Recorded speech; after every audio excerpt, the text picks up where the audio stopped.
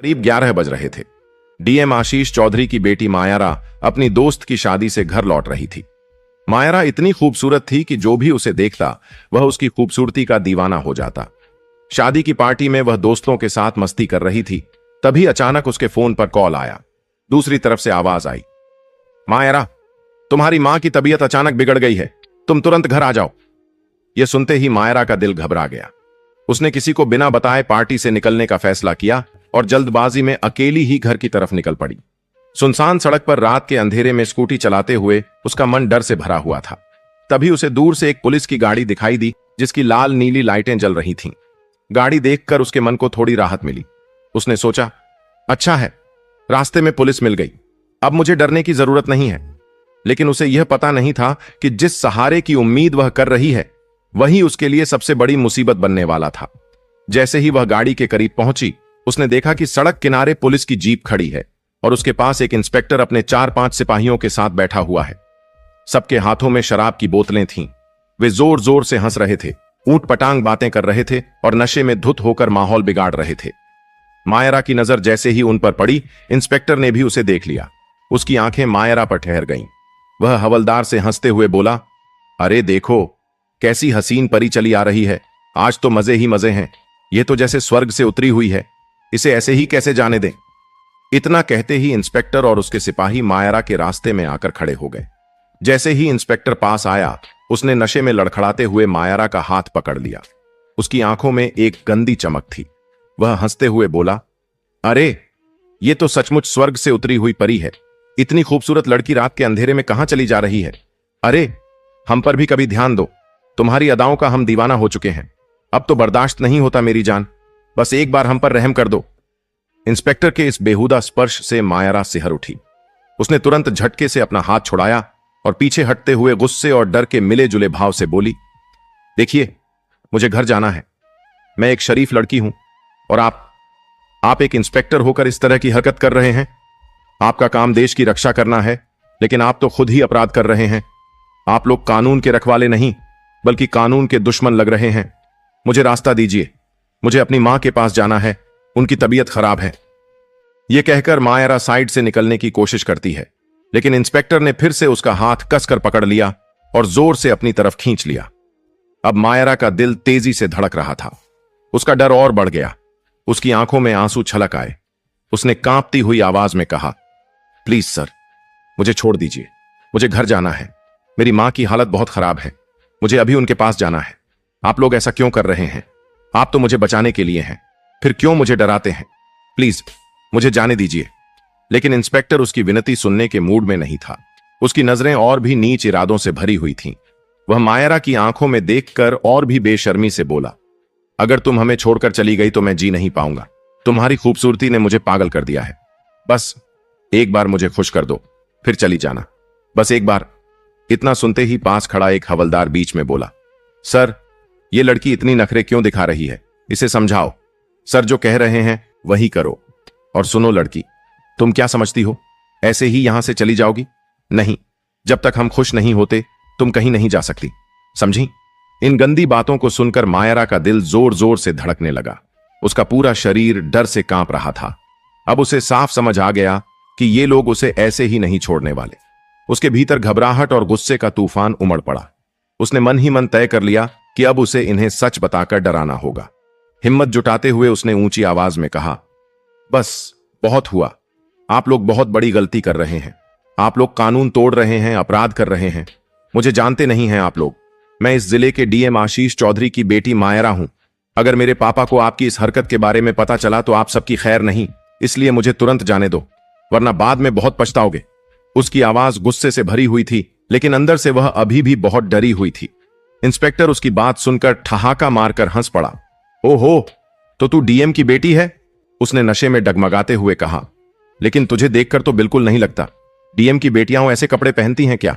वो तो modern dresses में घूमती हैं, और तू सलवार सूट पहनकर गांव की लड़की लग रही है। मुझे बेवकूफ मत बना, झूठ बोलना बंद कर। डीएम की बेटी होती तो तेरे तेवर अलग ही होते। अब बहाने छोड़ और वही कर जो मैं कह रहा हूं। इतना कहकर इंस्पेक्टर ने फिर से उसका हाथ कसकर पकड़ लिया। मायरा अब अच्छी तरह समझ चुकी थी कि इन पुलिस वालों को समझाना उसके बस की बात नहीं है। वे सब नशे में धुत थे और उनकी नीयत बेहद खराब थी। उसके मन में डर बैठ चुका था कि कहीं ये लोग जबरदस्ती उस पर गलत हरकत न कर दें। अचानक उसने हिम्मत जुटाई और इंस्पेक्टर का हाथ कसकर पकड़कर जोर से दांत से काट लिया। इंस्पेक्टर दर्द से चीख उठा और मायरा ने मौका पाकर अपना हाथ छुड़ाया और पूरी ताकत से दौड़ पड़ी। सुनसान सड़क पर उसकी सांसें तेज तेज चल रही थीं। वह जान बचाकर भाग रही थी, मगर पीछे से इंस्पेक्टर गरजती आवाज में चिल्लाया, क्या देख रहे हो बे, पकड़ो उसे, भागने न पाए। इतना सुनते ही सारे हवलदार लड़खड़ाते कदमों से उसके पीछे दौड़ पड़े। नशे में होने की वजह से वे तेज नहीं भाग पा रहे थे, मगर उनमें से एक जवान था जिसने दौड़ते दौड़ते मायरा को पकड़ लिया और जबरदस्ती उसे खींचकर इंस्पेक्टर के सामने ला खड़ा किया। इंस्पेक्टर बुरी तरह गुस्से से तमतमा उठा। उसने मायरा को देखते ही जोरदार थप्पड़ जड़ दिया। मायरा का चेहरा एक तरफ झुक गया, आंखों में आंसू भर आए। इंस्पेक्टर गरजते हुए बोला, तेरी इतनी हिम्मत, हमसे बचकर भागेगी तू? बहुत नखरे कर लिए तूने, अब तो तेरा बचना नामुमकिन है। मेरी बात मान ले, वरना आज जिंदा घर नहीं जा पाएगी, समझी? मायरा की आंखों में अब डर साफ दिख रहा था। वह कांपते हुए बोली, देखो, आप लोग बहुत बड़ी गलती कर रहे हो।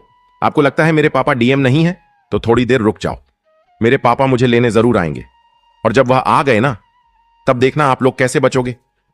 उसकी आवाज में डर भी था और गुस्सा भी।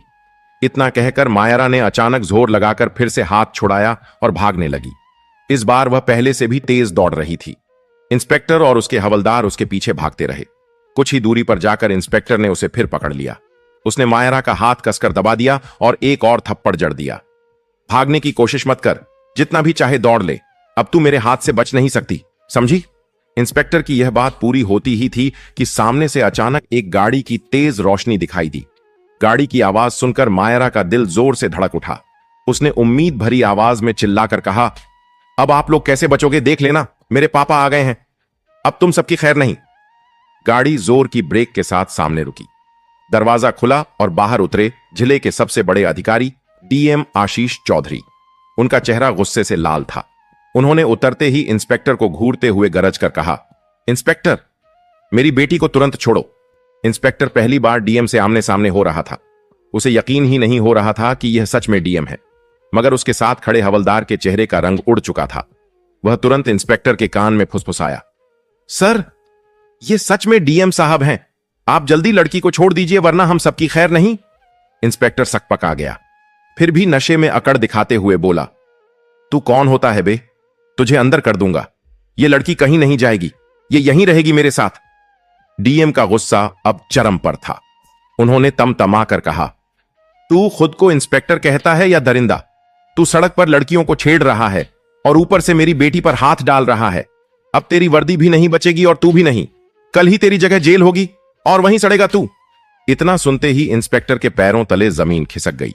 उसने डरते डरते मायरा का हाथ छोड़ दिया और डीएम के सामने हाथ जोड़कर गिड़गिड़ाने लगा, सर, मुझे माफ कर दीजिए, मुझे नहीं पता था कि यह आपकी बेटी है।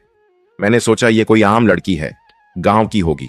मैंने कोई गलत काम नहीं किया सर, मैं बस मजाक कर रहा था। मायरा बीच में रोते गुस्से से बोली, नहीं पापा, यह झूठ बोल रहा है। यह इंस्पेक्टर बहुत गिरा हुआ इंसान है, इसने मेरे साथ जबरदस्ती करने की कोशिश की है, इसे मत छोड़िएगा। डीएम ने इंस्पेक्टर की ओर घूर कर कहा, तेरी वर्दी देखकर मुझे शर्म आ रही है। तू कानून का रखवाला नहीं, बल्कि कानून का भक्षक है। कल सुबह 10 बजे प्रेस मीटिंग होगी, वहां पूरे जिले के अधिकारी और मीडिया मौजूद रहेंगे। वहीं तेरी असली औकात सबके सामने लाऊंगा। याद रख, अब तेरे लिए कोई बचने का रास्ता नहीं है। इतना कहकर डीएम आशीष चौधरी ने मायरा का हाथ थामा और उसे लेकर गाड़ी में बैठ गए। पीछे खड़े इंस्पेक्टर और उसके हवलदारों के होश उड़ चुके थे। सबकी हालत खराब थी। उन्हें साफ लग रहा था कि अब उनका करियर खत्म होने वाला है। सुबह होते ही जिले के सबसे बड़े प्रेस मीटिंग हॉल में बैठक बुलाई गई। अंदर मीडिया रिपोर्टर, बड़े बड़े मंत्री और तमाम पुलिस अधिकारी मौजूद थे।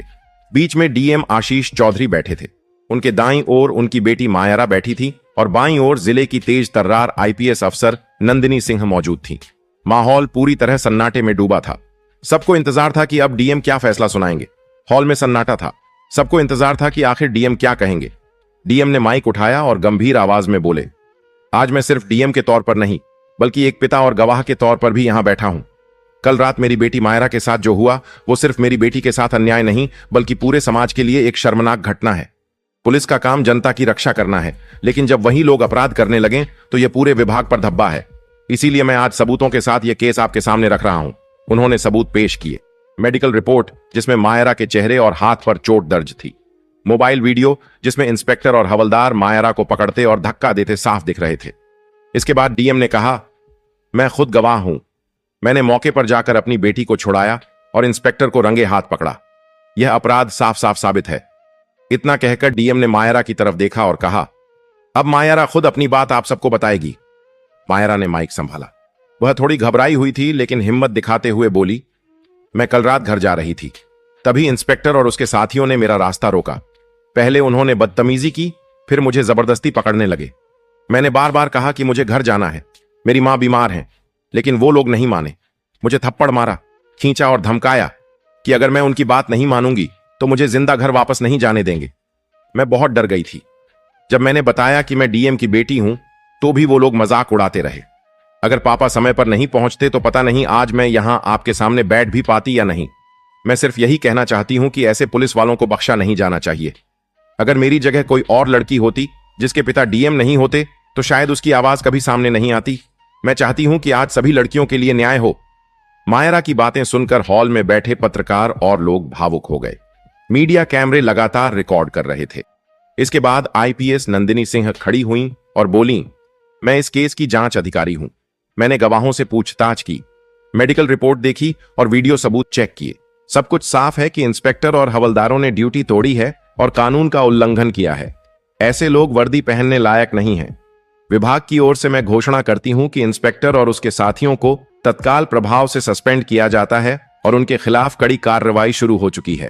एफआईआर दर्ज कर दी गई है और आज ही इन्हें गिरफ्तार कर जेल भेजा जाएगा। इतना सुनते ही प्रेस हॉल तालियों से गूंज उठा। पत्रकारों ने पूछा, क्या इन्हें सजा मिलेगी? डीएम ने कहा, हां बिल्कुल। अब यह मामला सिर्फ विभागीय कार्रवाई तक सीमित नहीं रहेगा, बल्कि अदालत में चलेगा। जो भी अपराध साबित होगा उसके हिसाब से सजा दी जाएगी और मैं गवाह बनकर अदालत में भी खड़ा रहूंगा। नंदिनी सिंह ने भी जोड़ा, यह संदेश पूरे पुलिस विभाग और समाज के लिए है। कोई कितना भी बड़ा क्यों ना हो, कानून से ऊपर नहीं है और बेटियों की सुरक्षा से कभी समझौता नहीं होगा। प्रेस मीटिंग खत्म होते ही पुलिस टीम इंस्पेक्टर और हवलदारों को हथकड़ी पहनाकर हॉल से बाहर ले गई। मीडिया कैमरे उनकी तस्वीरें खींचते रहे। पूरे जिले में यह खबर फैल गई। दोस्तों, अगर आपको यह वीडियो पसंद आया है तो इसे लाइक और ज्यादा से ज्यादा शेयर जरूर कीजिए।